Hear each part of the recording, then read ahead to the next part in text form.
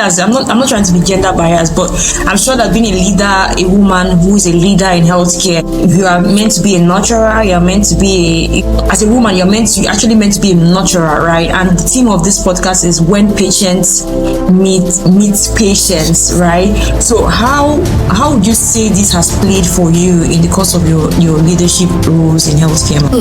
Okay, so it's interesting you asked this, because I mean, a lot of the health workers are women, but you see, as you rise to the ranks, you see fewer and fewer women.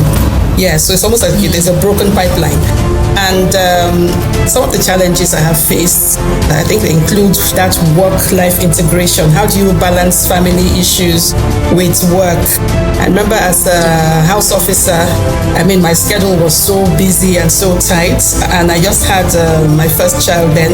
I had to leave him with my mom. I don't know if you're familiar with Lagos. I mean, it's like coming from the hospital. By one day off, I'd come from the hospital, get to the junction, and wonder whether I should go and see my child, who was with my mom at the time, or go and see my husband, who was at the other end of Lagos, or just go back and lie down and rest. So there were those there were those times that were tough, but they didn't last anyway. I mean, another challenge I had was being a female in charge of, military men in the barracks clinic.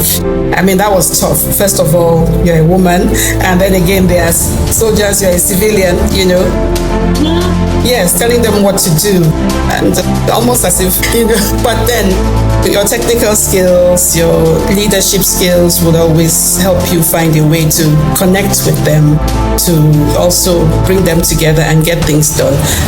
During my time in the barracks, I remember we were able to implement the rollback malaria project. Yes, find out about how people were affected by malaria and, implement some things to help them to curb that.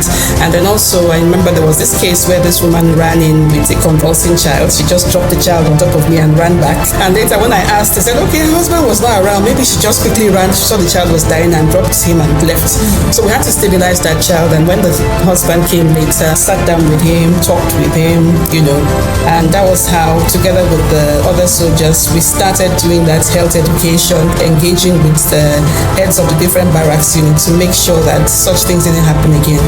And it was really great for me, because I think where I really got validation was when somebody from the teaching hospital nearby, the military reference hospital, came and said, we're not seeing those cases anymore from the barracks, all those malaria fever and things this time in place, and we're dealing with that. So yeah, challenges, wow. We can cement them.